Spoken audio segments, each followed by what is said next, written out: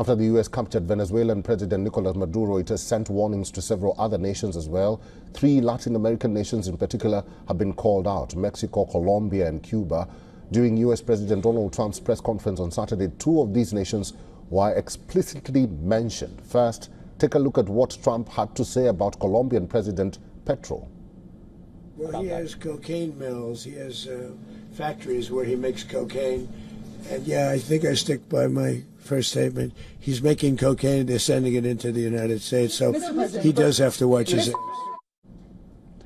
Trump told Petro to watch out, and he used similar rhetoric on drug trafficking that the U.S. used to justify the capture of Maduro.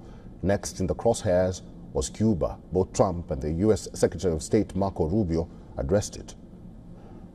And I think Cuba is going to be something we'll end up talking about, because Cuba is a failing nation right now, very badly failing nation, and we want to help the people. It's very similar in the sense that we want to help the people in Cuba, but we want to also help the people that were forced out of Cuba and living in this country. Suffice it to say, Cuba is a disaster. Now, look, if I lived in Havana and I was in the government, I'd be concerned, at least a little bit.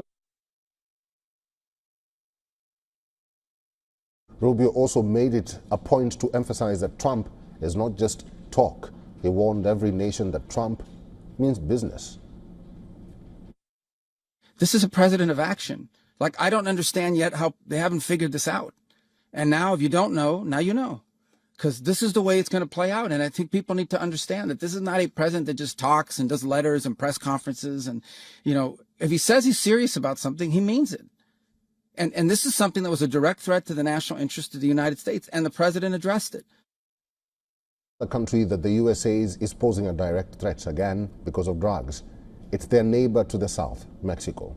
While addressing a question about Mexico on Fox, Trump said that something is going to have to be done with Mexico.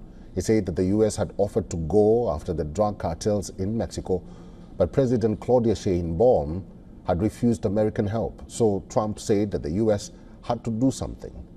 So 3 more Latin American countries are in America's crosshairs, and all of them have put out statements condemning the U.S. operation to capture Maduro. They say that it puts regional security at risk, and the Cuban president has even called for Latin American people to unite in opposition to the U.S. Let's close ranks, people of America. Let's not let the giant of the 7 leagues pass to the power of the United States over Latin America. The giant of the 7 leagues. This refers to the U.S. here. Diaz-Canel is referring to a folk tale where a giant ogre chases after a hero to capture him. And some in the U.S. are indeed looking to chase and capture even more than just Venezuela. This is a social media post put out by Katie Miller, the wife of U.S. presidential advisor Stephen Miller. She put up this post just hours after Trump's press conference at Mar-a-Lago, where he confirmed that the U.S. will run Venezuela.